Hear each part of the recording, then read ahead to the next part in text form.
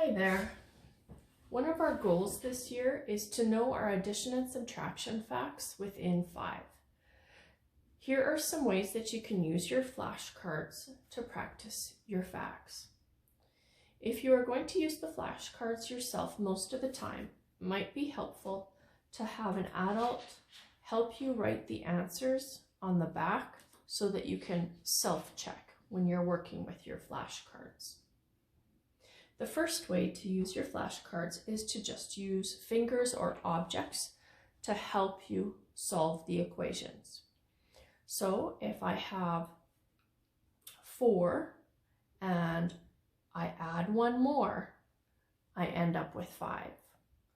Or if I have 2 and I take one away, I end up with 1.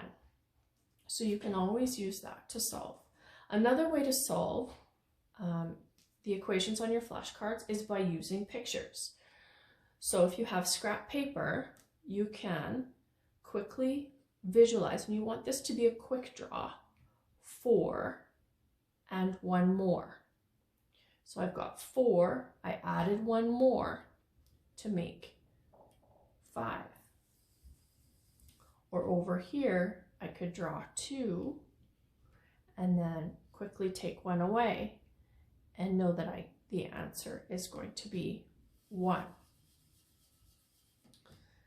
I like to write right on the cards, and you should be able to erase them if you're using like a dry erase that I got from the dollar store, or if you're just using washable markers, would also work and come off quite easily. But you can also do it right on the card as long as you have something like an old sock to erase your answers with. Make sure it's not a permanent marker though. So I would just go 4 plus 1 more, and then I would know my answer is 5 and see that erases. Okay, I could do it with this one as well. 3 plus 2 more, and then I can quickly count 3, 4, 5. Okay, it works with subtraction as well.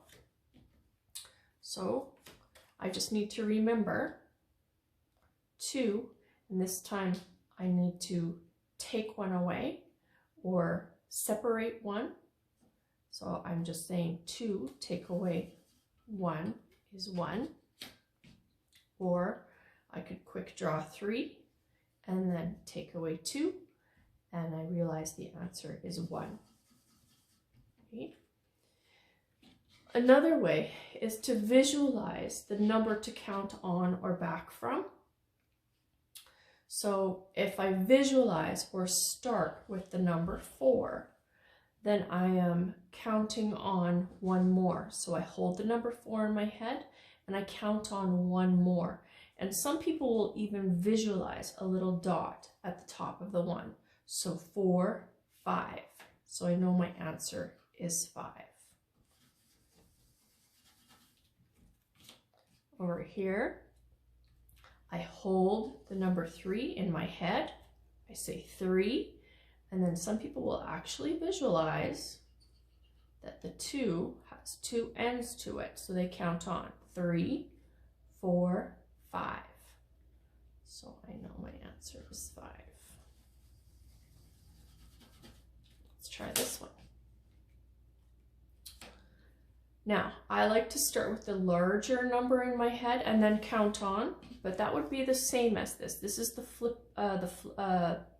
switcheroo or the turnaround equation, but I do want to show you what it would look like if I visualized the dots on adding 3. So if I did choose to hold the number 2 in my head and count on 3, I would visualize the 3 dots right there.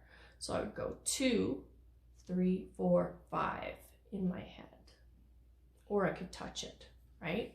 I could go 2, 3, 4, 5, and then I could know that the answer is 5. Okay. Now this also works with subtraction, but it is a little bit different. So I'm starting with 3, and I'm taking away 2 dots. Or I'm starting with 3. I'm still visualizing the 2 dots, but I'm counting backwards. So I need to start at 3 and then count back 2, 1. The answer is 1. Let's try this one. I'm starting at 2. I need to count back 1, 2, 1. My answer is 1. And I visualize the little dot there. Okay. 5 subtract 3. I hold the 5 in my head and I need to count back because I know subtraction is the same as counting back. So I need to count back 3. I say 5, 4, 3, 2. And I know my answer is 2. Okay. Once you get pretty good at doing it using those strategies or those methods, then you can start trying to solve them in your head without making any pictures. So I can try 2, 3, 4, 5. 2 plus 3 equals 5. 3, 4, 5. 3 plus 2 equals 5. 4, 5. 4 plus 1 equals 5. And when I get really good, I can not even touch the card and I can just use a head nod and I can think it in my head. 4 and 1 more, 5. 3, and I can think in my head, 4, 5, 5. 3 plus 2 equals 5. And in this case, if I hold the 2 in my head and I count in my head on 3 more times, I say 2 in my head and then I count on 3, 4, 5. 2 plus 3 equals 5. The same thing works with the subtraction. So eventually I want to be able to hold the first number in my head and I know that it's subtraction, so that means I'm counting back and I hold the number 2 in my head, I count back 2, 1. The answer is 1.